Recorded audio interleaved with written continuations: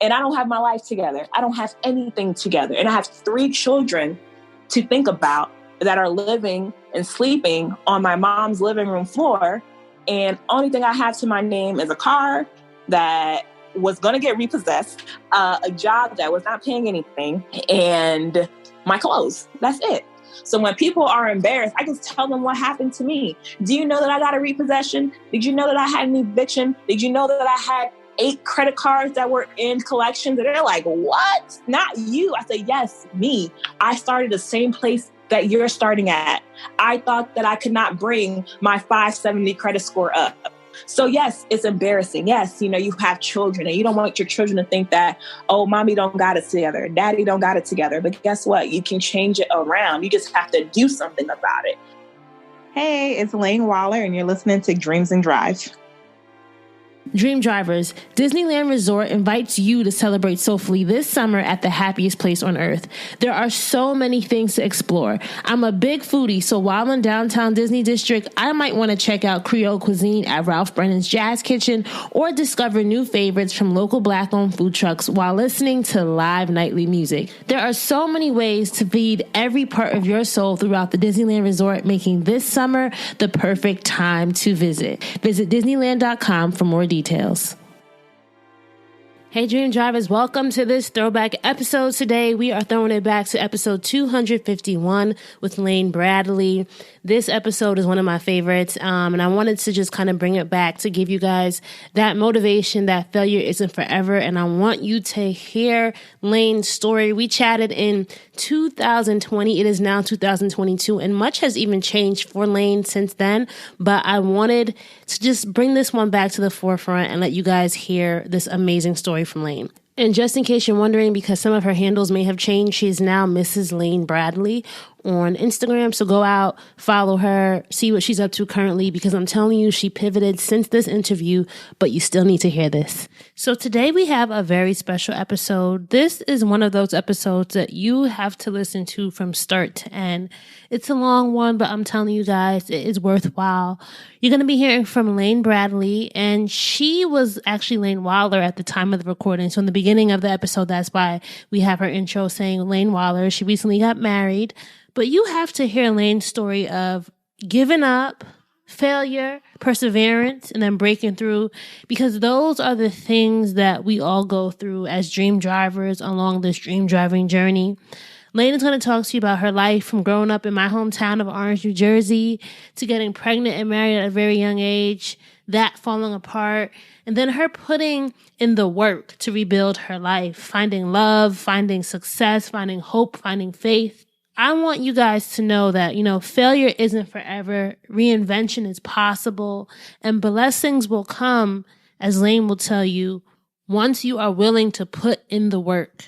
So a little bit more about Laine. She's an accountant, entrepreneur, and investor that assists real estate investors and business owners on tax strategies to help build their wealth and obtain their family legacy. Her company, Vraiment Financial, has currently helped over 100 business owners restore their finances and credit and receive funding, as well as helped get their accounting and expenses in order. So if you guys enjoy this episode, please make sure you're sharing it. I'm telling you, this is one that you're going to want to share. You're going to want to let other people hear Laine's story. It's super inspiring and super motivational. It really makes us think about all the things we told ourselves aren't possible. Remember, we are Dreams and Drive across the board on Facebook, Twitter, and Instagram, and use that hashtag Dreams and Drive as well. Screenshot this, send the link, tell people about Dreams and Drive. Any way that you can share, please do it. Remember, if you want to support the show, you can always go to dreamsanddrive.com/donate or buy some merchandise. We have Dreams and Drive crew neck sweatshirts, t-shirts, and aprons available for sale at dreamsanddrive.com/shop. That's dreamsanddrive.com/shop. All right, let's get into this episode. Hey, how are you? I am really, really good. I know we were just bonding over our pregnancy woes, right? I'm in my 3rd trimester, and you are currently in your first trimester or second? I don't want to. Going into 2nd trimester in a week. Okay. Well, congratulations. And we were just kind of like, listen, this is not for the faint of heart, right? No, it's definitely not. It is Ooh, it's a lot. It's a lot, but we're going to make it. We're going to make it. Yeah. And this is my first baby that I'm expecting. So I am, later on in the interview, I'm definitely going to ask you some things about motherhood and balancing it all. But yeah. I'm excited to be able to chat with you today because, your journey is one that I've watched as you've kind of pivoted and you've done new things and now you've really honed it in your niche. And I really am just excited for our dream drivers to be able to, I want to say I think sometimes when you hear people's story, you don't get the real, right? Yeah. You don't get this is a real person coming from humble beginnings, made something of themselves. I think sometimes it's good to hear those stories because it's those stories of, hey, I did it and you can do it too, that really motivate people who feel like giving up. Exactly. And that's what I'm all about, because if you give someone a journey, you give them a dream, and then you don't give them the reality behind it, to me, I feel like, what's the point? You're just giving me all this fluff, but you're not giving me the real of what really happened. And I personally do not like that. I'm not about that. Sometimes I'm too real because some of the things I say can offend someone, but it's the truth. And I know that it can also help a larger amount of people. So I just continue doing what I have to do. All right, so let's go back in time, Laine. Let's get in the time machine, right? And we're gonna go back to Orange, New Jersey, right? That's your old stomping grounds, and I'm also from Orange as well. What was inspiring you as a kid? What was the dream for you, young Laine? As crazy as it sounds, I did not have high dreams as a child, and I think it's because of the environment I was around. Okay, my mom was a single mother. I was the oldest of three, and she was working 2 to 3 jobs at a time. So she fully depended on me to make sure that my siblings were okay. So I felt like I had to grow up really fast. I had to make sure that I was responsible with them. Anywhere I went, they had to come with me. I used to remember my friends used to say, "Those ain't your kid. Those ain't your mom's kids. Those are your kids." Were they a lot younger than you, or were they what was their age? Okay. Yeah.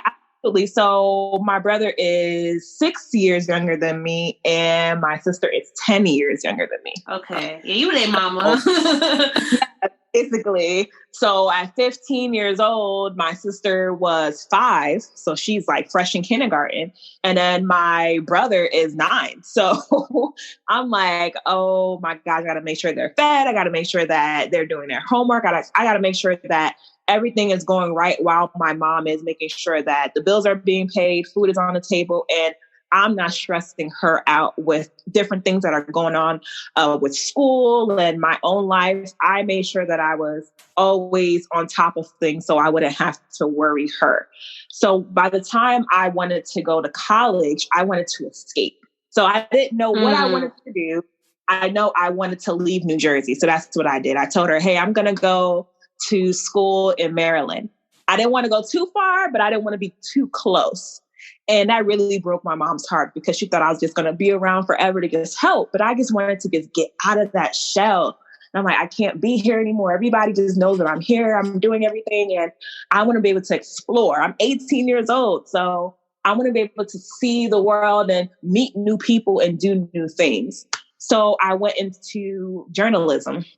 That was my very first major because at the time I was big on writing. I love reading. And I went into that major and I wanted to go into broadcast journalism. And my first year at Morgan State, oh man, the best experience of my life. Best experience of my life. But I ended up dropping out the next year. Oh no, why? Because so at the time, before I went to Morgan State, I had reconnected with my dad. And he said he wanted to establish a relationship with me. And he even brought me to school, make sure everything was good. And then when I was trying to add another class for second year for the fall semester, it was blocking me. And I didn't understand why. So I called the school the next day and they were telling me that my tuition was not paid. And I'm like, okay, I know that we took out a loan. And at the time, people don't understand that when you're taking out a private loan instead of through financial aid, you have to go pick up those funds from the bank. This was back in 2009 where there was a lot of fraud going on. So now, if you're getting a private loan for school, the bank gives the money directly to the school instead of you being the middleman, being handed the money, and then you give it to the school. So at the time, since I was only a minor and my dad had co-signed on the loan, he went to the bank to pick up the loan, but he never delivered the funds. He actually disappeared and I never heard from him again. So I had no other ways of paying for school. My mom's credit was bad. My credit was just starting out, so I could not be responsible for $20,000. And the grants and funding that I was receiving from the state was not enough. So it was either, go crazy and try to figure it out and get all 3 or 4 jobs to pay for tuition or go back home. So I said, you know what? I'm just going to go back home. So I didn't go back to state the second year. And that really discouraged me to go back to school because I was so set on that school. Like, I loved that school. Sometimes I even think about what would have happened if I actually stayed, if everything went as planned, where would I be right now? And I don't think I would be exactly here. So everything happens for a reason. But my mom, she inspired me to a way where, what can I say? I didn't want to be just like her. I didn't want to, and my mom, she tried her best. And I always say that she tried her best based on the resources that she was given, especially for someone who had to do it alone and did not complain about it. And she was an immigrant too, right? Was your mom Haitian? So my mom is from Haiti, full Haitian. So she never wanted to get the court system involved, and she never wanted to go and tell people, "Oh, he's not taking care of his children." She didn't want to do that. She just woke up and said, "You know what? I'm just going to do what I need to do as a mother, and I'm not going to complain." And that always made me think, I want 2 people in my household to be able to raise my children one day. I don't want to be able to do it alone because I never thought that was a good thing for you to do it alone because you're not supposed to do it alone. It could be very, very stressful. So as a child, it inspired me to want more. My mom was limited to education because if she went to school, then she was missing out on money. She couldn't really do both. So she got her CNA and then she stopped there. For me, I think she just wanted to provide more for me. So even though she wasn't able to do it, she would always tell me, "Hey, you can do more than me. You can be more than I'm doing. You can provide more. So don't stop where I stopped. Just keep going." So every time I want to start something and I feel a little defeated, I think about, well, if my mom had the same resources as me, she probably would have went further. But I have these resources now. So I owe it to myself to keep going. So that's what I ended up doing. I just kept going, finding different ways to change my life. And it was a roller coaster. It was a hot mess. Let's talk about that, right? Because I think a lot of us, I think sometimes it can be hard to visit those hot mess moments in our life. But they're the things that make us. They're the things that break us. They're the things that teach us, right? So you came back. I'm so sorry about what happened to you with the whole loan thing. Because now you said he co-signed on it. So I'm thinking that means you were also then, that probably affected you from a credit perspective as well, right? In case that wasn't paid back. So you go back home. You're dealing with this. What happens? I go back home and my mom asks me, she's like, even though you couldn't go to this big university and you couldn't finish and you couldn't do all these things you wanted to do, there are other options here. You can go to community college, you can start over, you can save your money, you can get a scholarship, you just have to start with another plan. I said, okay, that's fine. I'll do that. I went to community college, but I didn't take it as serious because I was still so discouraged. Yeah. Because people were asking questions like, where are you at? Why you didn't come back to school? Oh my gosh, you're broke. Oh my gosh, your mom couldn't pay for your tuition. What's going on? Like, I was so embarrassed. So I just shut out the world. And I got rekindled with my ex-boyfriend from high school. And we just partying, we're smoking, we're drinking. And then I get pregnant with my child. How old were you at this point? I was 19 Okay. years old. Yes. Now that's a big life change, right? Yeah.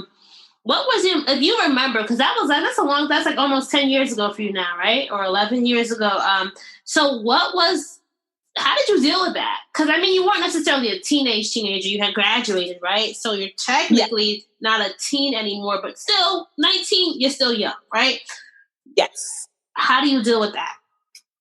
So immediately I'm like, okay, I need a plan. All right, I'm gonna go to school part-time. I'm gonna get my little refund check from financial aid. I'm gonna save that to the side. I'm gonna get a part-time job because I can't go to school part-time and work part-time and, try to handle my first pregnancy.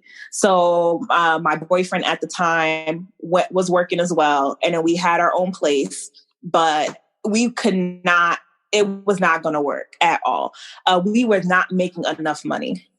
Rent was being due, bills were due. And at the time, my mom left New Jersey and she went to move to Pennsylvania. And she would call me and she would visit me in New Jersey. And she would ask me, are you okay? Do you have everything under control? And once again, I don't want to stress her out. So I'm telling her, yeah, I have everything under control. Everything is fine. And she calls me again about 2 weeks later, and I'm about going into 14 weeks pregnant. And she says, tell me the truth. Can you take care of yourself while you're pregnant? Because it seems like you're stressed out, you're not eating, things are not being paid. And I just need to know if you can take care of yourself. And I said, yeah, I can take care of myself, because I rather struggle than ask her for help because I wanted to prove a point to her. Because now I had my own child and I didn't want her to take care of me. So she calls my boyfriend at the time and she asks him, are you stable? I'm scared. Are you stable enough to take care of my daughter? And he got laid off from his job and he said, no, I am not. She said, no problem. I will come pick her up tomorrow. The next day she comes and she picks me up and she tells me, pack your stuff. Let's go. We're going home. I'm not going to fight with her. So I packed my stuff and she said, you can visit, you can come see the baby, you can stay a couple of weeks, but I'm not going to let her stress out and do this by herself. And I left. I went to live with my mom again, which I did not want to do. And I had a very relaxing, stress-free first pregnancy. My mom literally took care of me from beginning to end. Even when I went into labor, my mom was next to me holding my leg, coaching me through the whole thing. She did not let me go from beginning to end. And I'm super, super grateful for that. So by the time my son was born, I was like, okay, my son is here. I have somebody that I have to prove myself to. I have a whole life I'm taking care of. It's time to get back on it. I got to go back to school. I got to find a job. I got to hustle. I got to make some money. I got to make sure that he's proud of me, because I don't want to just be the next statistic that's not doing something with their life, that is depending on the government for funds. I'm like, I need to do something. And where we were living in Pennsylvania was like complete boondocks. It was hardly any jobs or anything. My mom was still working in New Jersey, so she was making the commute. And I said, I can't stay here because too many things are far away. I don't have enough resources. So I said, I'm going to move back to New Jersey. You keep coming back, right? You keep coming back. I keep coming back. I'm like, oh my gosh, you know what? I will make it in New Jersey. I will be okay. That's completely fine. Let me go back to New Jersey. I went back to New Jersey and I ended up meeting this one guy at McDonald's. And he asked me, hey, are you looking for a job? And I said, yeah, I'm looking for a job. He said, how are you with sales? And this is how I got into the sales industry. And I said that I don't know anything about sales. He said, well, you got a pretty face. You got a cute frame. I'll teach you everything you need to know and we can make some money together. You weren't nervous? This random guy at McDonald's. A random guy at McDonald's, but he dressed in a suit. He was professional. He had a business card and he worked for Comcast. Okay. So I was like, okay. He's like, yeah, come to a meeting. And I'm thinking it's one of these MLM meetings. So I'm like, oh, Lord. So he's like, come to a meeting next week and we'll go over the whole thing. So I went to the meeting, and it was for door-to-door sales for Comcast. And I was like, I don't know if I can do this. But what intrigued me was the pay. And I was like, okay, so I'm thinking if I make a couple of sales a week, I can make about $1,000 a week.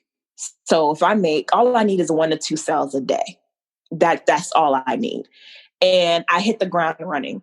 I listened to everything he told me. So it was to the point where I was making so much money in that company that I was giving my mom money. Like, here, Mom, here's $200. Here's $300. And she's like, what's going on? Are you? She probably was like, where is this coming from? You know how Caribbean parents are. They're like, is this legal money? Like, yes. I don't want your dirty money, Laine. Yes. It's like, what is going on? Is this drug money? Are you stripping? What's going on? So I said, I found a really good job, and it's commission only. So I got to make sure I make sales. And she's like, what kind of job is this? Like, my mom did not think like this was legitimate. But I'm like, no, Mom, it's completely legal.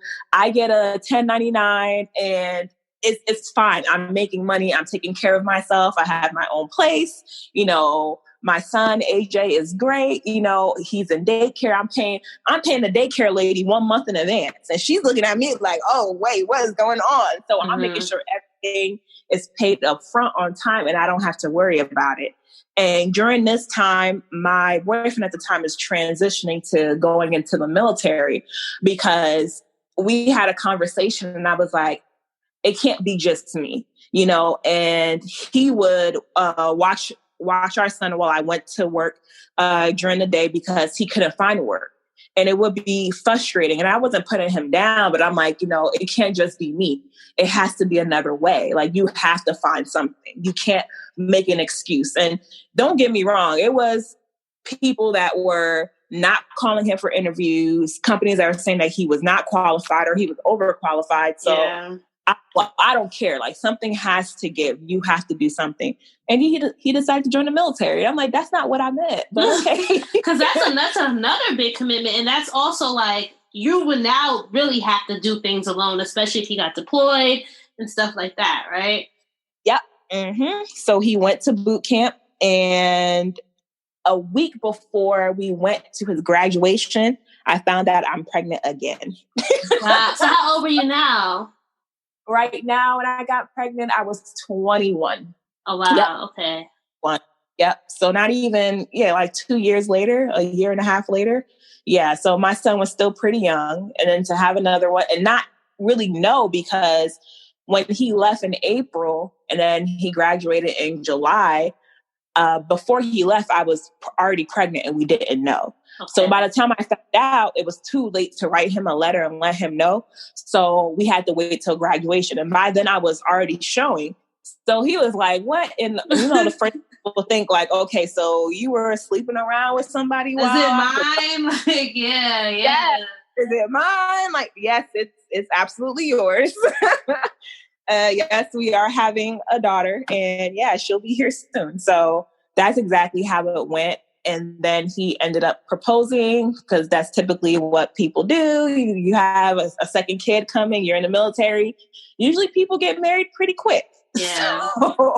And that's what happened. We got married, and I realized that all the money that I was making in New Jersey, I would possibly have to turn it away because I had to move to North Carolina. And I was like, man, do I want to move to North Carolina, or do I just really want to stay in New Jersey and continue, with my career? Because I could move up, I can get a promotion, I can make more money.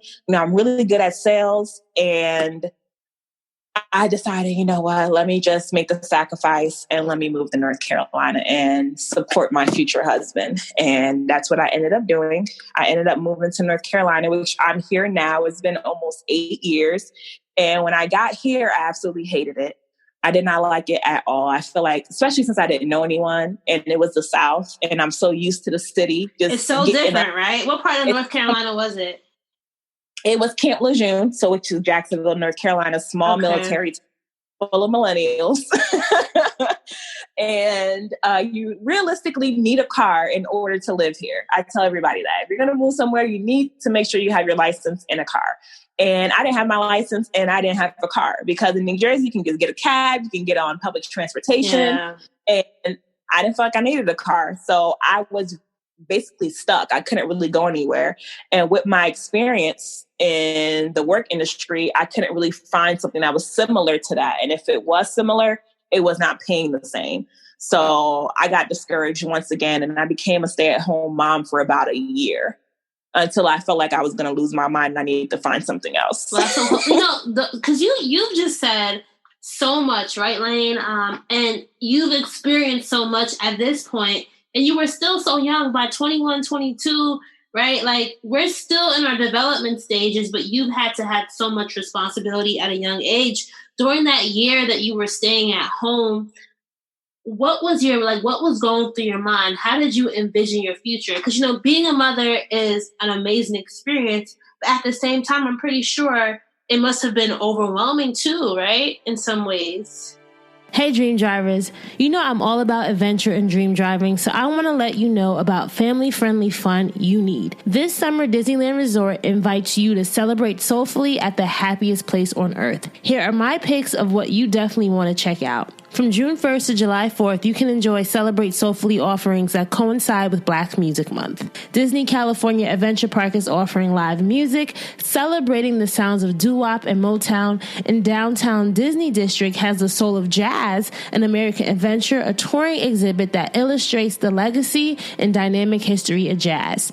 Y'all know I'm a foodie, so something I check out in Downtown Disney District is the Creole cuisine at Ralph Brennan's Jazz Kitchen. And if you're not into that, discover new faves from Black-owned food trucks. There are so many ways to feed every part of your soul throughout Disneyland Resort this summer. Theme park admission and park reservations are required for park entry.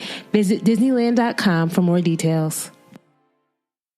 COVID-19 moves fast, and now you can too. If you feel symptoms, even if they're mild, you should test fast. Test positive and at high risk for severe COVID-19? Then act fast with authorized oral treatments that can be taken at home and must be taken within 5 days from when symptoms begin. COVID-19 moves fast, and now you can too by asking your healthcare provider if an oral treatment is right for you. Learn about a treatment option at treatcv19.com. This message is sponsored by Pfizer. Absolutely. So I believe that when I was a stay-at-home mom, and my children did not give me like the hell that people would talk about or go through. Oh gosh, I can't juggle 2 children. I can't juggle this toddler. This baby is all over the place, running around, crying on the floor. I felt like I was so in tune, and I had all these resources that my mom gave me while growing up. I just instilled it in them. So automatically, when my children was born, they didn't sleep with me in the bed. So they weren't spoiled as much. Immediately, they were either in the bassinet, then transitioned to the crib. Mm-hmm. Even when we took naps, I would make sure that they don't sleep with me, because if I had to go somewhere and leave them with somebody else, I didn't want them to feel like, oh my gosh, she's never coming back and I missed her and they're crying and I can't really leave. So I'm taking notes. Yeah, I feel so bad. So in the beginning, I just set a schedule for them. So that way, when they went to school, or if I had to drop them off with somebody else, or had to hire a babysitter or take them to daycare, it wouldn't be so overwhelming. And then I would look at what other people did with their children when they would let their children throw things across the floor and just say, oh, that's just how a kid is. I'm like, no, you have to tell your children, hey, you're not supposed to do that, because they know, they mimic everything that you tell them and what they see. So if you constantly repeat to them, no, you cannot do that, then eventually they're going to instill it in their brain like, okay, no, I'm not supposed to do that. Like, they're very, very smart. I think a lot of parents, they think like, oh, they don't know any better. Your child's brain is developing. They know a lot. They know more than you think that they know, especially now. Like, I feel like children, they're just constantly developing faster and faster mentally. Like, they know more than us. Mm-hmm. And they're able to perceive a lot of what we sometimes are blinded by. Kids perceive so much. Absolutely. And they know a lot very, very quickly. So I just wanted to make sure that with my son, he didn't feel like I was babying his sister. And with my daughter, I didn't want her to feel like I was babying my son. I wanted to be able to treat them the same so they can understand that we are all a team. If I tell y'all to do this, y'all going to do this. If I tell y'all no, that means no. If I say yes, that means yes. Let's go. So even if they acted out at home, they knew in public, you're not supposed to do that. And people would be so amazed, like, oh my gosh, how your children are so well behaved. And I'm like, because I just trained them to be that way. Like, you have to just train your children to be that way. So the stressors of staying at home with children wasn't from them. It was really from me and in the previous marriage that I was in. We were not getting along. And we even now say that we should have never, ever got married. Like, we had 3 children together, and that was a beautiful, beautiful thing. But as far as us being connected, I think we used that the time we had in high school and the times we had in New Jersey to think that that time together was something that made us think that we should be together. We were meant to be together. And time means nothing. History means and that was not the case, because we will both say that that marriage was hell. It was absolute hell. So I was going to ask you, I'm sorry, what were you going to say? Keep going. No, I was going to say the things that we did to each other just changed the whole trajectory of both of our lives, because the wife I was then is not the wife I'm going to end up being in a few months. So definitely changed our lives. Yeah, because I was going to say, right, a lot of times, like you mentioned that this was not, you never wanted to end up in a situation like your mother, right? And then when you had all these things happen to you, had to make all these decisions, it can be hard to reflect on or to think about what's next, right? All these things were going on. By this time, you had your 3rd child. How were you envisioning your life, Laine's life, right? Like, what did you see, or what was the plan for how you could then get out and start over? So at the time, I was still thinking about my children. So I didn't want them to grow up in a broken household. So I was doing everything I could to fix our marriage. Even when I didn't want to, I would always think of, okay, well, what's my children going to think? You know, I want them to be able to have 2 people in the household. So I would just deal with whatever, even if I wasn't happy. And even when he wasn't happy, he would go and do his thing. And when I wasn't happy, I would go and do my thing, and then think that we can just come back and have this big, happy matrimony. And it wasn't happening. So it will be a time where I will put my all into the marriage, and he will put half his foot into the marriage. And there will be times where he will put his all into the marriage and want to make things work, and I wasn't interested. And then finally, it went down to I'm all in, and he's like, listen, I think we should get divorced. And that crushed me, because I'm like, you got the nerve to divorce me? Wow. Like, hey, don't you hate that sometimes when the guy is the one who tries to make, listen, no, it's on my terms. I've been putting up with so much. Now you want to be the one and be responsible and make some type of, you know what I mean? Like, no, I get what you're saying, though. I was like, what? You want to divorce me? Like, are you serious? And I was thinking, okay, yeah, you playing, whatever. Like, you're not divorcing me. We had just got a house together, and you're not about to divorce me. And after a couple of weeks, he was serious. He's like, I really don't want to be with you anymore. Like, we can co-parent, you know, it's going to be hard. You're going to have to start over. And I'm like, yo, this dude really talking about I'm going to have to start over and struggle again. Because at the time when I was married, he was basically taking care of everything, the rent, the utilities. The only thing I had to take care of was my car note, buying clothes for the children, and my cell phone. So I didn't really have that much responsibility. Mm-hmm. So it scared me. It scared me, and I kept fighting it. Like, no, you're not leaving me. But then I had to realize, like, this man don't want me no more. Like, he really does not want me. So I have to find a way to pivot and, you know, find something for myself. And that's when I started to think, like, what could I do for myself? You know, what do I want? Where can I go? And that was very hard for me, because I had no idea what I wanted to do. By the time I was in the medical field, I was a medical assistant, and I thought I wanted to go back to school and become an anesthesiologist and go to medical school. But that, with a divorce on the way, I was like, okay, that's definitely probably not happening right now, because I'm not focused to I'm not focused on any of those things. And I called my mom and I said, hey, I know you were trying to make sure that this worked out, but, we're getting a divorce. And she was like, okay, so what are you going to do? She wasn't like, oh my God, you're getting a divorce. Because a lot of people bless her, right? Bless her, because that just shows you had her support. And she was here for you as a person. Yes, absolutely. And some people already seen that it was coming. Like, okay, you guys really don't belong together. So it wasn't a surprise for a lot of people. On social media, it was like, oh my God, you guys are getting divorced. You're so beautiful together. I've been together for years. And that's when I realized, like, okay, maybe this is not meant to be, because no one knows what's going on in the background. They just see that you've been together for years. You have 3 children together. Why can't you guys make it work? And it's just like, no, just because we have 3 children together, because we were being irresponsible, does not mean that we should continue to be together. People make children as an excuse.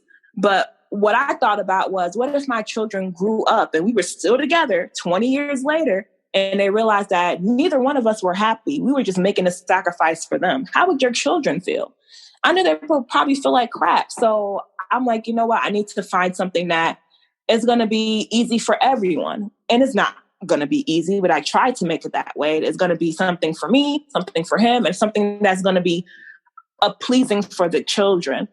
So my mom said, I don't think you need to come back to New Jersey again, because every time something happens, you come back to New Jersey. So this time you're going to stay in North Carolina. And I said, well, I have to get my own place. I don't have any money saved up, being irresponsible yet again. And he told me that I'm going to come to North Carolina. We're going to move. And I'm like, what? Are you serious? And at bless your mother, girl. Bless your mother. Yes, because at the time she was retiring due to her eyesight. So she had some problems with her vision. So she had to retire. So she's like, the way retirement is going and the cost of living in New Jersey, it would be smarter for me to move anyway. So she ended up moving to North Carolina. And when she got her own place, that's when things started to get worse. And I said, Mom, I'm going to possibly have to move in with you and my 3 children. And I was like, I will help you with the bills, but it was so overcrowded. And I was just like, oh my gosh, this is really my life. I'm going to be divorced. I'm back at home with my mother and my 2 siblings and 3 children. Like, this cannot be the life. But yeah, it was a life. Did you feel like a failure? Yeah, absolutely. I did feel like a failure. I had depression. I had to go to therapy. I feel like I failed everybody. I failed myself. I failed my children. I failed my mom, even though she kept telling me over and over again, like, you're supposed to have a support system. People are supposed to be there for you. And you can't keep thinking that everything is going to be the way you want it. And I was like, I am going to be 27 years old at the time. And I don't have my life together. I don't have anything together. And I have 3 children to think about that are living and sleeping on my mom's living room floor. And only thing I have to my name is a car that was going to get repossessed, a job that was not paying anything, and my clothes. That's it. He had everything. He had the house. He had the credit. He had the money. He had the job. And I was so mad. And I hated him for so long, because I'm like, we struggled together. And yeah, you may not want to be with me anymore, but how could you just watch me struggle and not even do anything, not even say anything? And sometimes I felt like I had to beg him for help. So I hated him. Oh my God, I hated him. During this transition period, like after you moved out and stuff, this is what you're talking about. Like you felt like he was watching you struggle instead of helping more? Yep. Okay. Mm-hmm. Yeah, absolutely. Because I felt like the best thing for him to do was for him to uproot himself, just himself, and give me the house and let me stay in the comfort of the house with the children, because I'm the mother. And I was the one that was realistically taking care of them while he was at work. Even while I was working, I was making sure that they had everything. So I felt like it wasn't fair. Instead of me fighting with him for the house, I felt like maybe I should just leave, because I didn't feel like I was going to win that fight, because he was making money than me, and he was in the military, and he had he had all these resources and I was just the wife with nothing. So I said, you know what, I quit. I quit and I told him he could have everything. And I left. And even the car that I had was in his name. So sometimes he would threaten me with the car. Wow. I could take this car back, or if you don't get the car refinanced in your name, I could take it back. And guess what? I couldn't get the car refinanced in my name because my credit was bad at the time. So, and then he wasn't helping me with the payments. Eventually that car got repossessed. It's not in my name. So, wow. It was very, very hard. And I will never forget when I felt like I was contemplating suicide because I didn't want to do it anymore. Nobody knew what was going on. Everybody just, we're just not together. You were suffering in silence, right? Yeah, absolutely. Was definitely suffering in silence. And I would cry every single day. Every single day. Some days I would pick up my children from daycare and I would sit in the car while they were sleeping on our way home. And I would sit in the car for an hour and just cry. Because I didn't want my mom to see me crying. I didn't want my brother to see me crying. Because they were just like, what can we do? And I'm just like, you can't really do anything. Because internally, I feel like a failure. And then when I finally took therapy serious, my therapist, thank God for her, she really instilled more confidence in me. And she said that you have to just start over. And when you start over, you can't beat yourself up while you're starting over. That's not how it works. When you start over, you literally start over and you don't care about anything around you. She's like, what does Delaine want? What do you want to do? And I said, well, I want something better for myself and my children. First, she told me, let's take the children out the equation, because if you aren't mentally together, you're no help to your children. So let's take your children out of it and put yourself first. What is going to make you happy? And my first goals were, I need to get out of my mom's home because I didn't want to feel sheltered anymore. I wanted to be more responsible. So she said, okay, let's work on that. That means you need to find a better paying job. So I found a better paying job and I went to the dealership because that's sales. And I said, I will work my tail off to make sure that I can get my own place. In order to get my own place, I had to fix my credit. And I learned about that on my own, fixing my own credit. And I got my first place by myself, no help. This is the first time I was living with nobody but me. Just me and my children. That's it. And it was a beautiful apartment, luxury. I felt like I finally accomplished something. So I moved in there. My mom was like, are you sure you don't want to wait a little bit longer? And I'm like, no, that's okay. That's fine. I'm going to move. And I moved. I got my own furniture. The car got repossessed, but I ended up getting another car, bought it in cash. And I'm like, you know what? Everything is just mine. My car is in cash. I don't have to make any payments towards that. I have my own place. I am seeing some sort of turnaround with my life. My children are more happy and I'm more happy. When I decided that, okay, now that I'm better with myself and I'm more confident within myself and my family's happy and my children are happy, I think it's time to start dating. All right. So you went from, then you went to dating. Okay. All right. And how did that turn out? Oh man, the first couple of months it was trash. And I thought, okay, maybe I should start dating. Because people don't understand what dating entails. And it was the worst. So you hadn't started your own business by this point, right? Hey, Dream Drivers. So you know how I start every show asking guests the same question. What inspired you as a child? What were your childhood dreams? I remember as a kid, a place I always wanted to visit was Disneyland Resort. Why? It always represented a place of dreams, a place of wonder, a place where imagination and creativity were put on a pedestal. It was just a magical and happy place. Well, guess what? Disneyland Resort can still be the place where you go to fulfill some of your childhood dreams. Disneyland Resort invites you to celebrate soulfully this summer at the happiest place on earth. And yes, you can bring the family too. There's just so many things and so many types of dreams you can put in motion. Let me give you a little taste. If you have little ones, you can inspire their own dreams by rediscovering and celebrating Simba's journey from timid cub to mighty king with Tale of the Lion King, a live stage show inspired by the Lion King. Think live music and dance inspired by the cultural roots of this timeless story. If you're looking for adventure and heroic encounters, visit Avengers Campus to train with the Dora Milaje and see Black Panther in person. Now, if music is your thing, from June 1st to July 4th, you can enjoy Celebrate Soulfully offerings that coincide with Black Music Month. Check out Disney California Adventure Park, where they will offer daily live music celebrating the sounds of doo-wop and Motown, or go to downtown Disney District and check out The Soul of Jazz and American Adventure, a touring exhibit that illustrates the legacy and dynamic history of jazz. Something about seeing the past can help plant some seeds for what you might want to do in the future. And y'all know I'm a huge foodie and used to want to be a chef as a kid, so I know I check out downtown Disney District to enjoy some Creole cuisine at Ralph Brennan's Jazz Kitchen, or to try to find some new favorites from local Black-owned food trucks.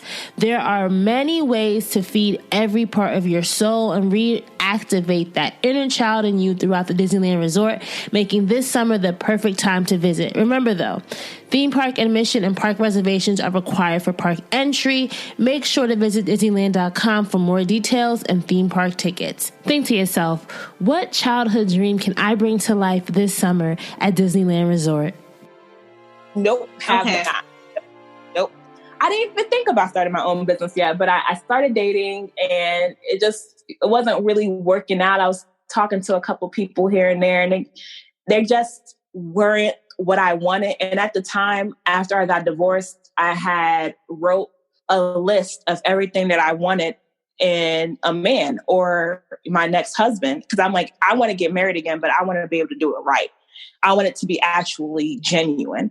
So everything that I had wrote on my list, and I already knew that I wasn't going to get everything, but at least majority, it was not happening. It would be like red flag after another. And I'm like, oh no, like some of the traits they had was like from my ex. And I was like, oh no, not dealing with that again. No. And some things I had to change within myself. My mouth, you know how it is, Jersey girls. Mm-hmm. I had to change certain things with my mouth, understand that, you know, how to be more respectful to people. And whatever I wanted in return, I needed to make sure that I had it as well. So I would never go and be like, hey, you have to have a car and a job, and I don't have a car and a job. So that's just like an example. And then I was working at the dealership one day, and my coworker, she's like, well, how's the dating going? I said, I give up. I'm not even gonna try anymore because I don't know what's out here, but it's complete trash. And she said, well, maybe you should get on this app. I found my fiance on there. I said, everybody's telling me they're finding their fiance on this app. And maybe it's just not, you know, aligned for me. I don't think that's really going to happen. So she's like, no, let me make your profile. So she takes my phone and she makes my profile and she finds all these pictures. And I'm like, I'm going to give this 24 hours. Okay. I'm not going to give this any energy. So if I don't meet someone that I can actually have a good conversation with and get to know in 24 hours, I'm going to delete it. She said, okay, just see what's out there. So I start picking through the app and I'm like, no, not it, not doing it. And this one dude on there, he had on this silly face. Oh my gosh, it was so hilarious. And I'm like, this dude looks like a clown. Oh my gosh. But his tagline, even though as corny as it was, his tagline really intrigued me because it was different from everybody else's. He was like, I know a lot of people won't take this serious, but I'm actually on here looking for my queen. But he had a silly picture. And I was like, that is so weird. Yeah. So I'm like, what? So I was like, I'm going to message him. I'm very curious. I'm going to message him. I'm going to take the risk and message him. So when I messaged him, I realized that he had messaged me at the same time. So we started laughing. That is crazy. Like something is just divine, divine intervention or divine coming together, right? Yes, exactly. That's exactly how it was. And I'm like, oh my gosh, we messaged each other at the same time.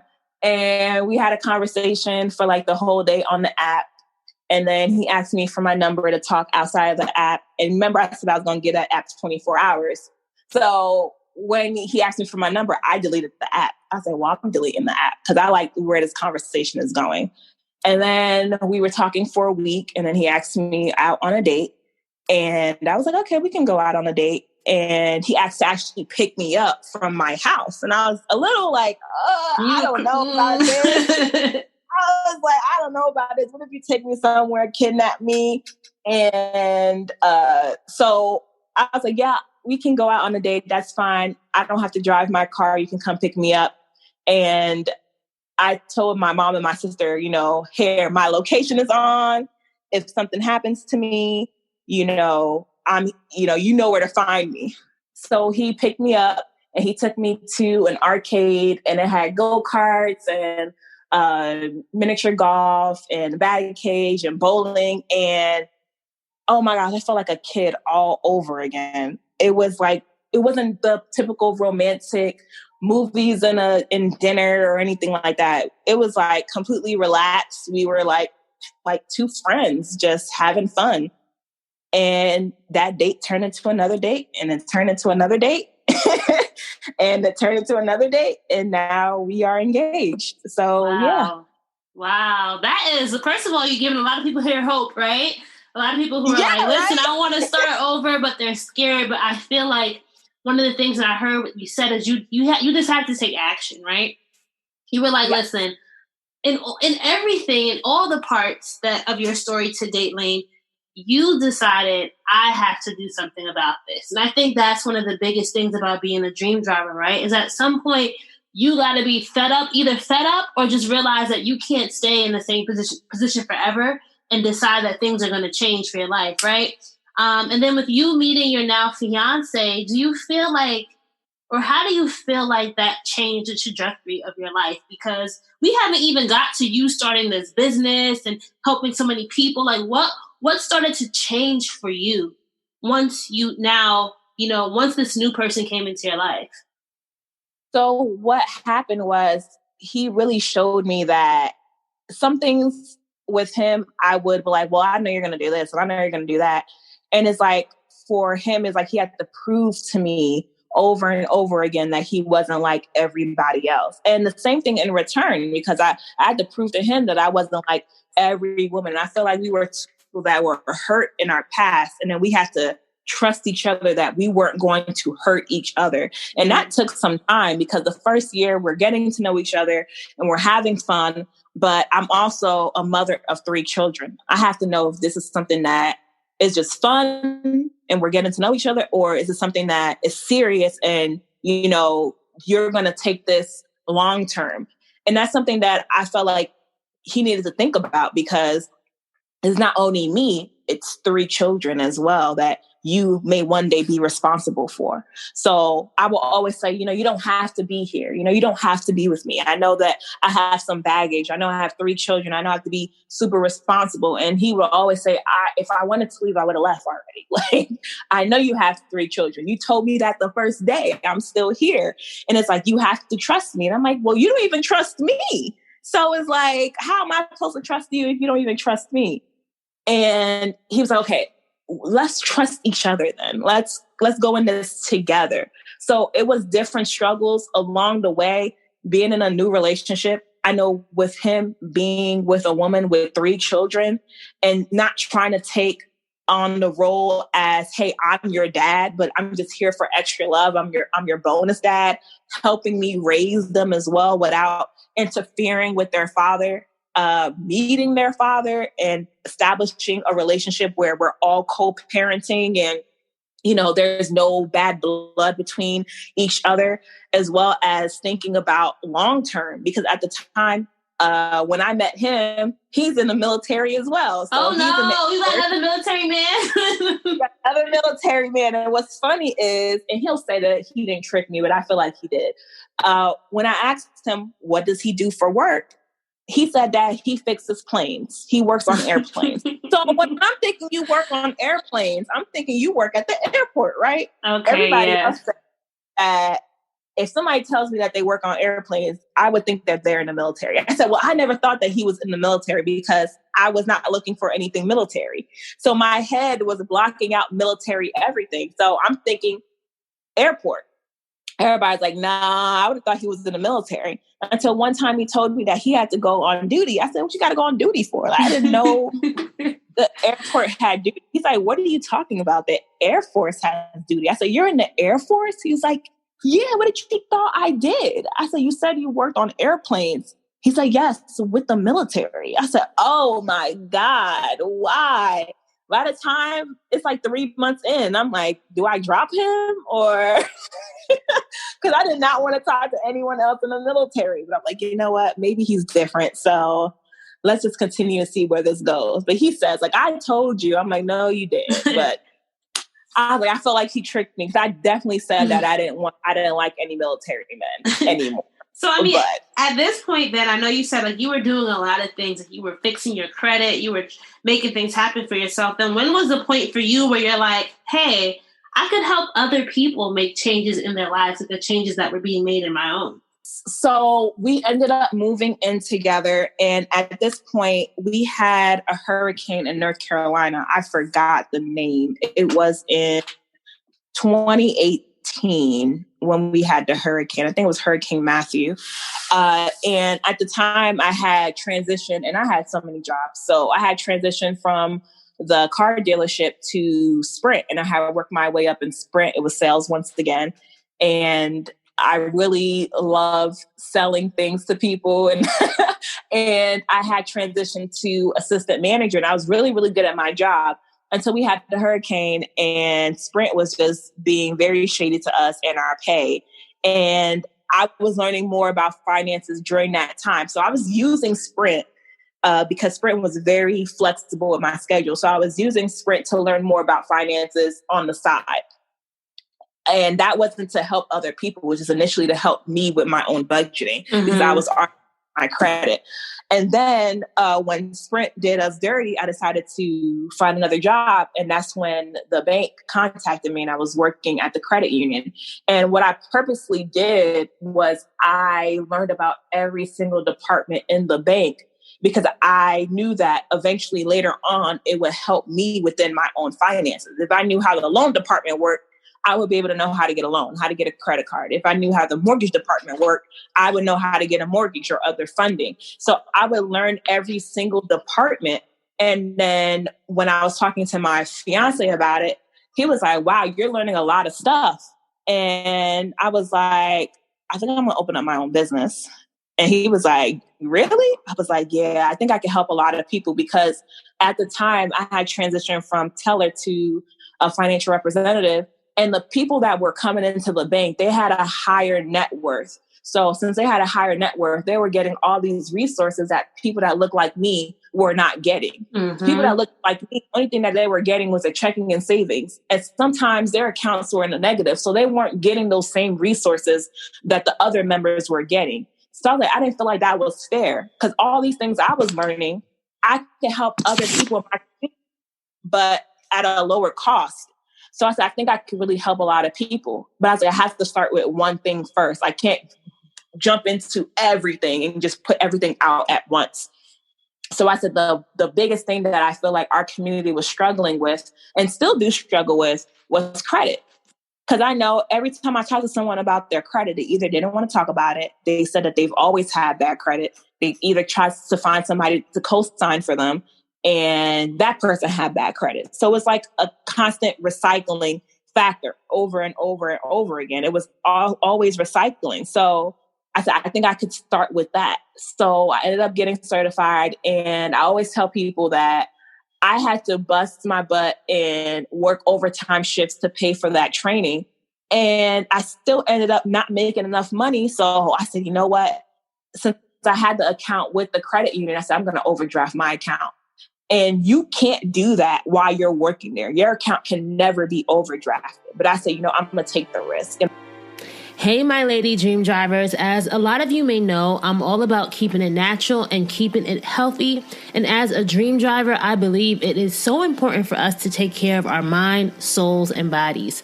And the one time of the month that some of us may forget to do that is that time of the month, aka period time.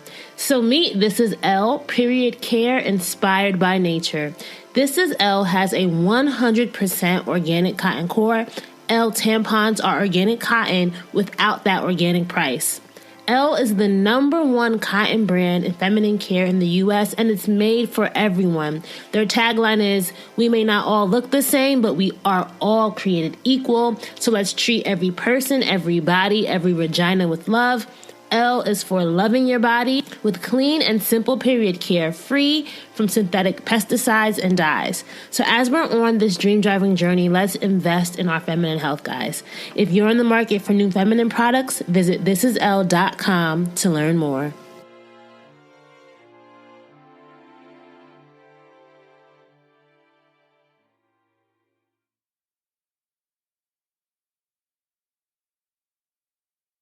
You basically had to then quit or got fired if you couldn't overdraft your account while working there.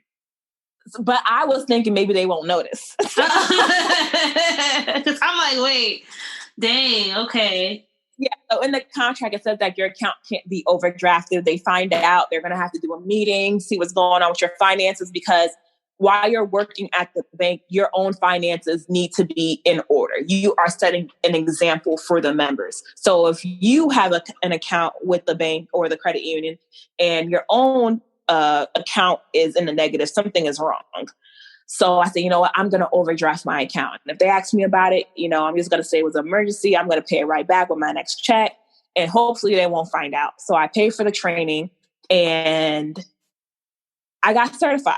And I started everything. I got my LLC together, my EIN, my bond. It was so much money I had to pay to get everything, because when you're dealing with helping people with credit, you have to be certified with the state. With North Carolina, they make everything so strict. I had to get a bond. I had to get insurance. I had to make sure that I had a virtual address. And all these things cost money. So I'm thinking I have enough for the training, not understanding that during the training, I have to pay for things outside. Yeah. To have my business legal. So I started to accept it. I started to accept clients when I'm making money. And mind you, I live in a small town. I'm still in Jacksonville, North Carolina. And man, coworkers are nosy. I don't know what happened, but they called me into the office and they asked me about this business. I'm like, oh my God. Oh my God. Just like, yeah, that's my company. They wanted to know if it was something like organization, volunteer work, or was it an actual business? Because if it was an actual business, then it was a conflict of interest, because I cannot solicit financial services while working at a financial institution, because I could be taking their clients or their members, which I wasn't. But still, I signed the non-compete. So they gave me the privilege of choosing. Either I drop the business and keep my job, or I walk out that day and choose a business. So I said, I'm leaving. I choose the business. And they said, okay, well, collect your things and you have to go. So I was so mad. Like, you know what? Whatever. I grabbed all my things. I went. I was like, I don't need this job. And they said, hey, if it doesn't work out, you can always come back. Oh, I was like, what? Did they really say that? Like, kind of implying that we'll see you soon? Yep, basically. Yep. If it doesn't work out, you can come right back. And I said, I'm not coming back. I walked everything to my car, got in the car, and I cried. I said, oh my God, I'm so stupid.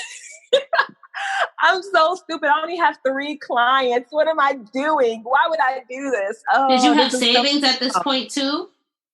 I had a little bit of savings, but it wasn't enough. Like, I tell people, when people say all this time, well, they ask me, hey, when is the best time for you to leave your job? And I'm like, well, at least 1 year of savings if you're really confident in leaving your job. But don't just up and leave your job when you start a business and think that you're going to make $1 million, because it doesn't work that way. So for me, it wasn't planned for me to leave my job yet. I wanted to at least have 6 months of savings for all of our bills before I left.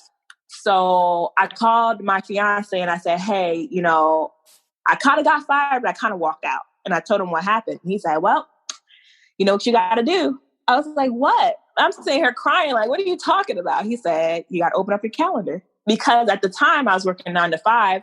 So my calendar was only open from 6 to 9 to take calls. At night. Open up your calendar. Now you're available. He was like, I will worry about the bills for the household and you work on your business. And now you have no excuses. And I'm like, are you serious? He's like, yeah, go ahead. He's like, don't give up. He's like, you're going to do this. He's like, you're going to make it. He was like, only time it's not going to work is if you stop. Yeah. He's like, but if you stop, then we got an issue. He's like, but if you want me to have your back, he's like, don't give up. Just keep going. And that's exactly what I did. And he started helping me. And we went from 3 clients to, I'm like, you know what? Let me contact some people. And people said this was crazy, but I contacted 10 random people on social media. And I said, hey, I want to fix your credit for free. And they're like, what? What do you mean for free? I'm like, listen, I just want to fix your credit for free for 6 months. See if I actually get results from actual people besides me and my friends and my family. Mm-hmm. And only thing that you need to do is pay for your credit monitoring. And only thing you need to do is give me a positive review. I'm not positive, but honest review on your progress. That means I can share your progress, your information. I don't have to blast your name or anything, but I just need to be able to have more results because people want to see results. They want to see that you're actually doing the work. And I was not getting enough paying clients. So I had to go backtrack and said, I got to get some free people and help them. Those 10 people changed the whole company. Because when they got results, I swear they told the whole world. And that's the best, right? That word of mouth marketing. And that goes to show that what you were doing was real. You were out here paying people. You were out here, fishing for just comments. You were actually putting in the work, Laine. You were actually doing it. So you deserve that. It was crazy. It was crazy. And then transitioning from the credit restoration, I was already familiar with taxes because of the bank. And one of our clients, our existing clients, she had access where we're going to go into the tax industry. And I said, yes. So she ended up becoming a tax client. So our clients for the credit restoration end up becoming returning clients for taxes. I got certified in the tax preparation industry. I talked to the IRS. I got everything I needed for my firm. And then I learned more about accounting. And then I got into accounting and bookkeeping. And then I learned about business funding. And then I learned about business credit. So everything, all the resources we were getting, all the revenue we were getting, I was investing it back into learning a new service. And that's when I realized that, maybe I don't need to go back to school. I don't need the degree because I felt so guilty. Like, I need to go back to school. Mm-hmm. I need to go get my degree. But then when I would talk to a CPA or I would talk to someone who has a master's in taxes, they would tell me, no, why would you go and spend $30,000, $40,000 on a degree when you already have the company, you already have the business? And I was like, well, I want the credibility. And it's like, you have the credibility, you have the knowledge. Keep instilling the knowledge in yourself. You do not need the degree to back up what you already know. He was like, because when people go and get the CPA degree, guess what they do? They go and get a job. Are you planning to go back into corporate America and get a job? I was like, no. He said, so why do you feel like you need the degree? You just need the knowledge and the information. And what you do with that information is what's going to instantly change your company. And I was like, you know what? And that's true because the information that I could pay $20,000, $30,000 for, I can find someone who has been in that industry for 10 years and pay them to coach me on everything that they know because their experience is what's initially going to change my company, not me sitting in a classroom. And it's nothing against anyone who has a college degree or anything like that. I'm all for education, but I felt like for me, for where I wanted to go and what I'm doing, I didn't need it. And I felt like I did. I felt like I really, really needed it, and I didn't. So that realization that you didn't, that changed the game for you, right? Because I feel like you mentioned, I just want to make sure I get this timeline right. So when you first left the credit union, was that 2018? Yep, it was 2008. It was December. I started the company in November 2018 officially, and I left in December 2018. That's when they basically had a conversation with me and they said, we got to let you go. It was exactly December 11th, 2018. I'll never forget. But think about how much from December 2018 and now we're July 2020, right? That's not that long, right? And I think so many, like I was talking to someone yesterday and she said she used to work at Samsung and she said the thing that she learned from her experience at Samsung was sometimes you have to move fast, right? And it seems like from your story, you were so committed to the calls and to this new journey that you were like, I am going to put my all into making it work. And I think a lot of times us dream drivers, we get scared, right? Or we hesitate. Yes. We like stay in reverse, neutral, and we never actually get to drive. But you really put that dream into drive and you were like, listen, I am going to make this happen. And just even hearing you speak, there was evolution along the way. You started by doing credit, right? You're not doing credit restoration now, right? But you had to start there in order to get where you are now, you know? Yeah. So we do credit restoration for business owners now. Okay, but not for like... Yes, because it helps with business funding. But people think that I wasn't scared doing it. I was scared of everything because you got to think about it. I still had 3 children. Yeah. And yes, I had support, but I also had trust issues with my fiance. Like, what if he decides to leave the next day? What if he says he doesn't want to do this anymore? And I have 3 children to be responsible for. You know, I could be doing this by myself and I don't know. Eventually, you know, I realized that I wasn't doing it by myself, but I was scared through the whole thing. I was scared that what if I don't help someone like I said I was going to? Thank God we don't guarantee anything, but I was still scared because this is something that's new to me. I don't have a job that I can depend on and get a steady paycheck every 2 weeks.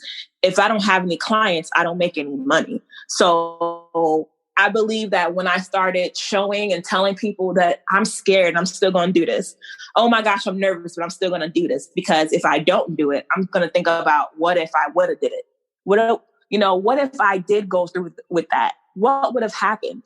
And I can't think about, well, I didn't do it. So now I'm just stuck. So I just went and did it anyway. And don't get me wrong. I fell flat on my face a lot of times. I spent money that I shouldn't have not spent. I worked with people that I should have never worked with. And that's just a part of the game. When you're in business, you have to understand that you're going to get scammed at least once. You're going to get got at least once. You know, you're going to spend unnecessary money at least once. You're going to be responsible and thinking that results are going to come fast. And it doesn't work that way at all. It really doesn't. And the sooner I realize that and realize that I just have to be myself, you know, I have to instill education. And that's what we're all about. Being real with people, educating them, letting them know that you're never going to get quick results. You have to work for every single thing that you do. And people are going to talk crap. Oh my gosh, people talk so much crap. You're going to fail. You got 3 children. You quit your job and you got 3 children. You're an irresponsible mom. People who knew you or just internet people? Internet people. Okay. And people that know you, because there's some people that I don't even talk to anymore because they thought I was stupid. Why would you leave a good job at the bank and open up a company with credit? That's the dumbest thing I've ever heard. Not knowing that 60 million people in this country have bad credit. But it was, and I used to think like maybe I am making a mistake. But I just think about it and say, I can't listen to those people because the same ones that were saying you're stupid, you know, you shouldn't do that. They were miserable with their own lives. They hated their job. They hated being at home. You know, they even hated their spouses. Like they weren't happy within themselves. And when people are not happy within themselves and they see you're happy and prospering, they're going to want you to be where they're at. So you got to just cut those people off. And even if no one believes in you, because when I decided to start that business, my mom was pissed. She was mad. She's like, out of all the things, out of everything you went through, you're gonna leave your job? And I'm like, Mom, you don't get it. And she's like, I don't get it. I don't. Because you are making money. I said, I'm not making enough. She's like, but you're making something. And I'm like, but think about it. At least you're making something. That's not good enough. I said, that's not good enough for me. When I could possibly make more and help people at the same time. And I'm just like, you don't have to believe it, but I'm still going to do it. She was absolutely upset with me. But the first year I showed her how much we made, she shut her mouth real quick. She said, I was wrong. I said, yeah, you were wrong. And she don't ever, anytime we talk about a new service, I'm going to start doing this. She's like, listen, I believe it because I already see what you did before. So she doesn't even say that anymore. So even your own parents are going to tell you that you're stupid. I never raised you to be this type of child. I wanted you to finish school. You have a good job with benefits. They're not going to believe in you. They're not supposed to. How can they? They don't understand.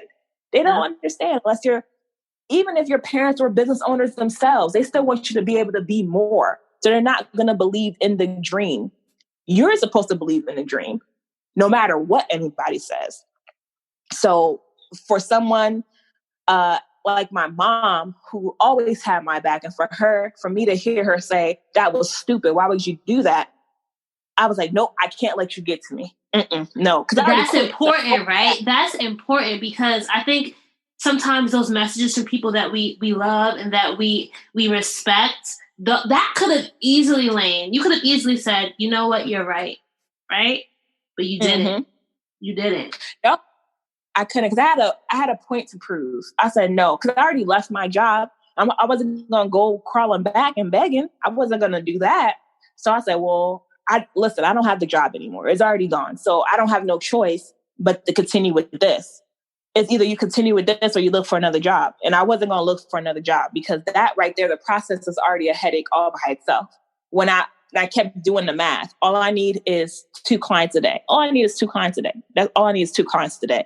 And when you focus on your daily activities and you grind to get 2 clients a day, those 2 clients will grow and grow. And then you're going to get a team, and then you're going to have people helping you. And then you're going to understand processes and systems, and you're going to change different things about your brand. And then your mission is going to change. The people you help are going to change. Different things are going to change from the first time you start business to where you're at right now. And that's exactly what happened. And I believe that when I went full force into the company and put my all into it, it made my fiance think about entrepreneurship because he never thought about that. He tells me all the time, before I met you, I never thought about entrepreneurship. I thought about retiring in the military and just working this job all the time. So he told me, teach me. So I taught him. I taught him everything that I know. So now we do it together, even though he does it part-time still because he's still in the military. But the goal is for him to leave his job next year as well. So he can go full force because that's what it's all about. Us working together to help our community, because a lot of people, they think like, this is all I have. No, you have more. And you don't have to be an entrepreneur. Everyone doesn't have to be a business owner or entrepreneur, but you definitely need to have at least another source of income because one is dangerous. Yeah, look at what happened with COVID, right? When people lost their jobs, when the society as we know it, the economy as we know it changed. A lot of people, I will tell you, at least up here, do you know how many food businesses I saw that got started? People using their skills. I know how to make this. I could do this. You had to shift. You have to shift. That's exactly what happened. So we were already prepared because we knew that no one knew a pandemic was coming, but we knew something was going to happen with the recession because I was warning people about a recession was coming last year. And I was telling people to have at least 6 months of savings together just in case a recession happens. And what ended up happening was, I'm like, okay, we went full force into accounting. And we had a couple of clients in accounting. Mm-hmm. And then when COVID happened, guess what happened to those accounting clients? They dropped off. They were like, listen, we don't have no money to pay for bookkeeping and accounting because we don't have no business. We don't have no clients. So if they don't have no customers, that means we don't have no clients either. So immediately I said, finance is still an important, touchy subject, even in a pandemic. What can I do to still ensure that money is coming into the company? Immediately, when PPP and EIDL loan came in, I said, let me get my old skills back from the branch. I know everything about loan funding. Set up a whole new service. Now we have business funding. We have helped over 100 business owners, because these are business owners that we already work with on their credit, on their accounting. They came back and had to pay us to help them get this funding. The largest funding we received for a business owner was $150,000. This is not a service that we had before. This is a service that we started during the pandemic because we had to shift. Our other resources and services, nobody wanted them. Nobody wasn't trying to get their credit fixed right now. Nobody wasn't worried about taxes because they knew that the deadline had been changed to July. So nobody wasn't worried about taxes, and nobody was not worried about accounting until they had to provide paperwork for the SBA. And we had all the tools and the resources. We had all the knowledge. So I said, you know what? We're going to start a whole new service, and we're going to help them get funding for the SBA. Allowing and helping them to get funding for the SBA helped us not to have to apply for the SBA. So our company didn't have to apply for the SBA for funding. We just was helping everybody else do it. Listen, you found a need, right? You found a need. Yep. I think that's something that I had circled here in my notes here, the idea of passion. And I think sometimes, would you say that you were passionate about, about your business, or you're passionate about helping people? 'Cause I think there's a difference, right? Like, let's say you're a food business and you could be so passionate about food, you're not realizing what the food you're cooking is not what people want to eat, right? Yeah. There's a really big, important thing to recognize there. Yeah, absolutely. I believe that I was passionate about both. And the reason is I already had struggles with my own finances. And I believe that is what changed everything. So when I realized that there is actually a chance to fix everything and turn things around, I'm like, how many other people possibly do not know this information? They don't know where to look for this information. They don't know who to trust. And I could possibly help them. I've always wanted to help people because I love connecting with people. I love seeing people's lives change because I knew how it was for my own life to change. So I just connected the two together. I didn't know how I could help people. And that's why I went into sales, because I was helping you get what you want. And that's why I was in the medical industry, because I was helping you have a better, healthy life. But with your finances, when I realized that I had to help myself with my own finances, I just connected the two. I became more passionate about numbers and learning the tax code and learning about credit and learning about budgeting, because it's something that we realistically don't want to talk about because we're embarrassed. So when people are embarrassed, I just tell them what happened to me. Do you know that I got a repossession? Did you know that I had an eviction? Did you know that I had 8 credit cards that were in collections? And they're like, what? Are you not you? I say, yes, me. I started the same place that you're starting at. I thought that I could not bring my 570 credit score up. I was in the same place as you. So yes, it's embarrassing. Yes, you have children and you don't want your children to think that, oh, mommy don't got it together. Daddy don't got it together. But guess what? You can change it around. You just have to do something about it. If you don't do something about it, then yeah, you're going to continue to complain and think something magical is going to come down and rescue you. And it doesn't work that way. Yeah, you can pray about it, but after you pray about it, you got to do the work too. So I just connected with people to help them understand that I'm not some bougie girl from Raleigh, North Carolina that had a silver spoon in my mouth and everything just came together for me one day. Like, no, I struggled too. I had 3 kids. I got divorced. I was living in Orange, New Jersey. Like, my mom struggled. We've always struggled, but there's a way for you to pick back up and come back and do things want to do, but you need to do the work. The work never stops. It just never stops. That's the difference. What's the biggest, would you say, because a lot of times, and it's so interesting, I'm just going to make a note here to our listeners. I thought this conversation was going to be very different, right? I had all these tax planning questions. I had all these accounting questions I wanted to ask you. But I like to go with what the heart of the interviewer is going. So you guys can go to Laine's page. You can go to her website. You can book, I don't know if you do consultation, but you can talk to her directly. But I think the biggest thing that's going to come out of this conversation, Laine, is the idea of what you're capable of if you just really put your heart to it, right? And realizing that your story is your story, but it's not like the end point, right? As long as you are living, you are continually writing the story. Because we started back up when you were in high school, right? And going to Morgan State, and it didn't work out. And that was not the end of your story, because you're here now talking about all that you've accomplished. So the question that I want to ask, I know it's very long-winded getting there, but the idea of like the mindset, and I've talked to 100 entrepreneurs on the show, right? And I always used to think that the biggest thing with starting a business when dream driving was the tactical stuff, right? Like figuring out, like, how do you do your, accounting? How do you get the funding? How do you, get customers and marketing? That stuff is figure outable. But if your mind ain't right, it's going to be even harder, right? So for you, Laine, what do you think was your biggest mindset shift along this journey to date? Because, girl, this has been a roller coaster, right? Oh, yeah. I tell people all the time, my life has been a complete roller coaster. I think the complete shift for me was when I saw that I could do it. And then I got in the car and I cried my eyes out. And my fiance told me, well, now you need to open up your calendar. Like, bingo, like, you're crying, but you have a solution right in front of you. Mm-hmm. You may not want to do it, but now you don't have a choice. Now you're going to look like a quitter again. Do you want to look like a quitter again?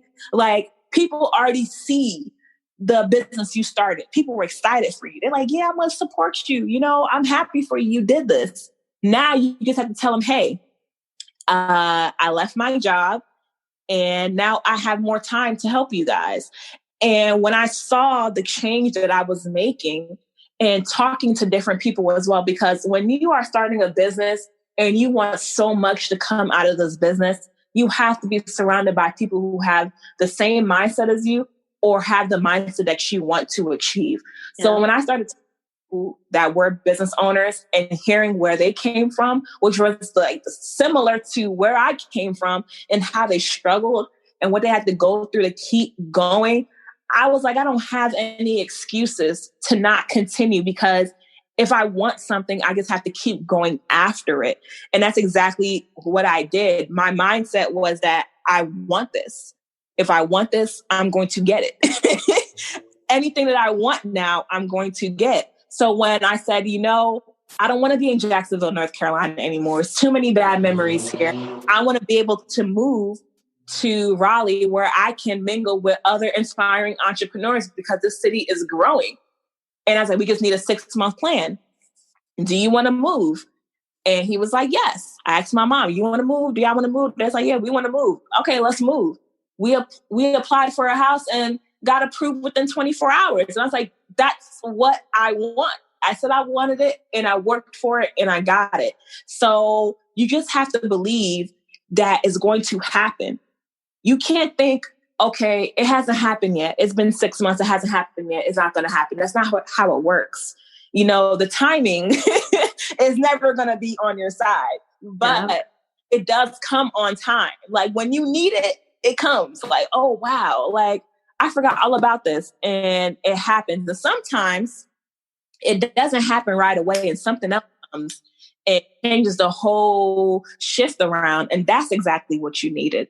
So for me, I believe that you can't look at everybody else's stuff. Sometimes you just got to focus on what you want. It's like tunnel vision. Like you can't look to your left. You can't look to your right. You just got to keep looking forward. And even when you feel like you're going to fall and you feel like you're going to give up, think about if you do give up. Because people don't think about that. Okay, what if you do give up? And then the next day you could have made it. Yeah. But you won't know if you gave up. So don't ever give up. Ever give up. Because you can make it. You just have to keep going. Even if it takes you a year, 3 years, 4 years, 5 years. And people ask me, oh, when are you going to be a millionaire? When it happens, there isn't no timeline for me. Because as long as I'm doing what I'm supposed to do within the company, people are receiving what they need to change their lives within their personal life and then within their own company, and things are being paid, everyone is happy, that's all I care about. I don't care about the millionaire status or anything like that, because it's going to come. And when it comes, I don't need to make an announcement. I don't need to do all of that. It's just, we'll make the next million and then the next million. My whole mission is just to be able to help people within their company to do better, to be better, to want more. Because people ask, what's the goal? My goal is your goal. So what is your goal? If your goal is to get a house, that's my goal. So my job is to help you get the house. That's all it is. What's your goal? If your goal is to have a lower tax liability, that's my goal then. I mean, that's what we need to work on then. My goal is not for me to now get 20 more clients and make $20,000. That's not the goal anymore, because that, with everything that's been happening, that's not important. It's going to happen regardless, but it's not important to me. You know what, too, Laine? And I just thank you for this conversation. Like you said, when you need it, it comes. I needed this conversation because the biggest shift that I'm going through now is this transition into motherhood, right? And I feel like there are so many stories. As you said, when you were first a mother, you heard so many stories about what it was going to be like, what your kids were going to be like, what you were going to be able to do and not do. And the thing that I'm trying to feed myself is your life is not over, right? Things can still happen. You could still, all these dreams and goals, although it could have been a surprise or whatever, you now, I've just been trying to, what am I trying to say? Instill in myself, don't get nervous. Because I'm 10 weeks out now, and I've been getting, scared as heck. I'm oh my gosh, right? What did we get ourselves into? How am I going to be as a mother? What is life going to look like? How am I going to really focus on a business and building revenue and stuff? And now I have a baby. There's just all these things that have been going through my mind. So just hearing your story today was really what I needed, because you could really get inside of your head, and sometimes you got to get out of your head and actually start walking and actually start doing the work. So thank you so much. Absolutely. No problem. And even after you have the baby, do things with the baby. Bring the baby with you. Teach the baby, even at a young age, even at 3 months, 6 months, show your baby what you're doing, because they're going to be intrigued by it. I used to think oh my gosh, I don't have enough time to spend with my children. Now I just bring them with me. Hey, let's go. You're going to see everything that I'm doing. You're going to understand what I'm doing, and you're going to understand why I do it. Because when you tell children that, hey, I got to work, they don't get it. They don't care about that. But take them with you and they see the work that you're doing, they can understand oh, she is really working. She is really doing that. And that can also help them step into that leap of faith to where they want to help you. They want to understand more about the business. I decided that we were going to homeschool our children because I want them to be able to see more things that I couldn't see. When we're able to travel again, I want them to travel with me. I don't want to have to call the school and say, hey, they're going to be out for a week because we have to go to Greece or something. I want to be able to teach them things that the school system can't possibly teach them, because the school system is not going to teach you about your credit and how to open up a bank account and how to write a check and about taxes and why taxes are important. They're not going to teach you about that. It's up to us as parents to teach our children early on so they can be better than us. So I said, you know what? I don't trust so much of what you guys are teaching my children. So I'm going to teach them what I believe they need to know to be successful. And you got to start it off at an early age. So bring your child with you. Whatever you're doing, show them what you're doing. They don't have to be on a podcast interviews. But No, I was going to say, you know what, too? You never know what that will then inspire in your child, right? Sometimes seeing the parent go after their dreams really does ignite something within them. And when they get to that age where they have to make decisions, they're going to remember that experience they had with you. So yes, absolutely. That excites me. They are. You got to look at how the cycle repeats itself. Usually an athlete, when they have children, what are their children? Athletes. Usually a doctor has a child and now the child is a doctor. Same thing with lawyers. The baton is passed over and over and over again. And you ask that child, like, why did you become a doctor? Oh, because my mom inspired me to become a doctor. My dad inspired me to become a doctor. Why are you a business owner? Or whose business is this? Oh, well, my dad started this lawn business. I've been working with him on lawn since I was 13, and now I love doing it. And now the company is mine. So it's like, you got to pass the baton. Instead of your child is trying to figure out what to do, get in their head early on so that they can see what you're doing, and then you can possibly pass that down to them. Yeah, I know one thing is, baby, he is definitely going to be a talker because he is just moving here while I've been talking to you this whole time. I'm like, calm down. But, it's just like, this has just been such a inspirational combo. My last question to you, Laine, and I'm asking you this because I feel like it's something that we can't hide from. There's going to be times when you just don't have the energy like you now are expecting, right? And we were talking about how today and, just as these past few weeks haven't been the best for you, but like, what's that thing that keeps you going? What about it, or what excites you about the legacy that you're building?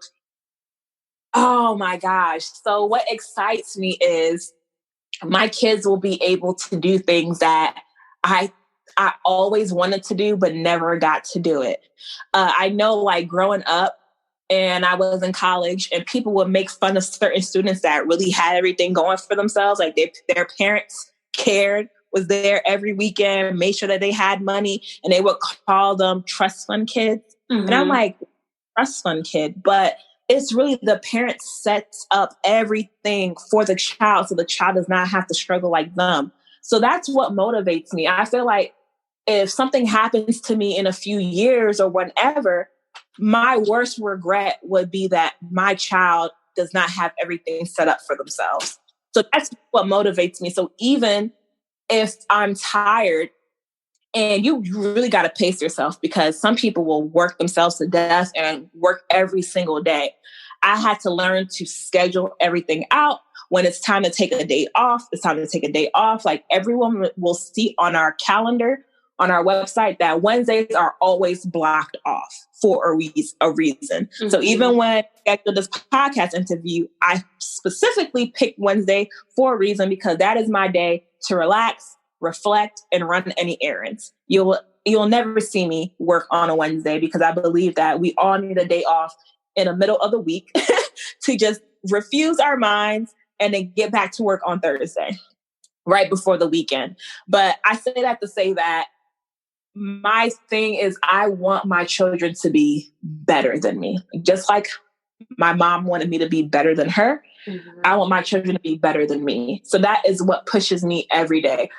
When I talk to my mom, and my mom does live with me, when I talk to her and she tells me that, I'm so proud of you, because I wish that I could have did what you do.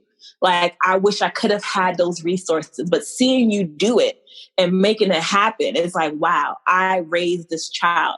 And that's how I want to see with my children. Like, hey, I put all these things together for you so you can be better than me. So you can already have the platform ready. You don't have to go and find the blueprint. I'm already giving you the blueprint that you need. You have everything that you need. Yes, you're going to work for it, but you have everything that you need. And that is what pushes me to keep going, even on a bad day. Because there's some days, oh man, I wanted to quit. I'm like, I'm about to shut the whole company down. Like, no, I'm going to shut the whole company down. I'm going to go back to the bank. I'm going to go back and do something else. And I said, no, because this is not for me. This is my children's legacy. I'm not going to sell this company to nobody else. I'm going to make it bigger and give it to them. And they're going to do the same thing, and they're going to do the same thing, and they're going to do the same thing. It's going to be passed on from generation to generation to generation. That is the ultimate goal. That when a new generation opens and comes, that they already have something in place for them. They won't have to go look and hunt. It's already here for you. So that's what pushes me. It's bigger than me. So even after I'm gone, this will still be here. Thank you so much, Laine, for sharing your story. But last thing, if you want to be a dream driver, though, you have to have your keys to success. So, Laine, what do you think are 3 things then that every dream driver needs in their toolkit before they hit the road? So, number one thing you need is a positive mindset. If you don't believe in yourself to do it, it's never going to happen. Number two, you need education.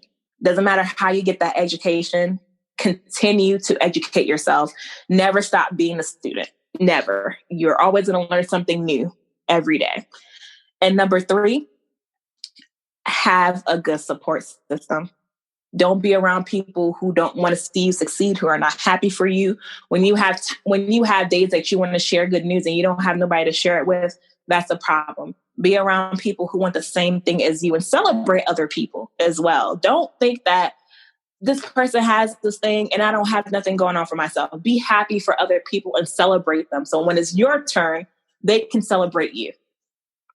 Yes. And where can our dream drivers connect with you online if they want to hear more about your company, if they want to schedule some time, they want to be one of your clients? How can they do that?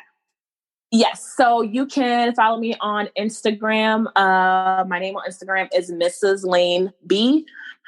You can also follow our company, which is Vraiment Financial, VRAIMENT Financial. So on our Instagram page for Vraiment Financial, you'll see a lot of tax and accounting tips, as well as a little bit of budgeting and credit. And we also post free grants for business owners to apply for about twice a week. And then on my personal page, you'll basically just see my family, my story, and this entrepreneurship journey. If you got to this point of the episode, that means you enjoyed it. That means you've heard all that Laine had to share. And I really, really, really want you guys to share this with your own communities. So if you want to screenshot this right now, wherever you're listening, post it to your Instagram story or Facebook, Twitter, LinkedIn, wherever, share that link. You can find us across the board at Dreams and Drive on Facebook, Twitter, and Instagram, and use that hashtag Dreams and Drive when sharing as well. If you want to support the show, there are multiple ways that you can support. You can either go to dreamsanddrive.com/donate, or you can buy some merchandise. We have Dreams and Drive crewneck sweatshirts, t-shirts, and aprons available for sale at dreamsanddrive.com/shop. That's dreamsanddrive.com/shop. And if this is your first time listening, please make sure that you hit that subscribe button wherever you're listening at so that you get notifications every time we have a new episode. And if you want to get our weekly newsletter, The Keys, that's our email newsletter, just go to dreamsanddrive.com/join. That's dreamsanddrive.com/join to sign up.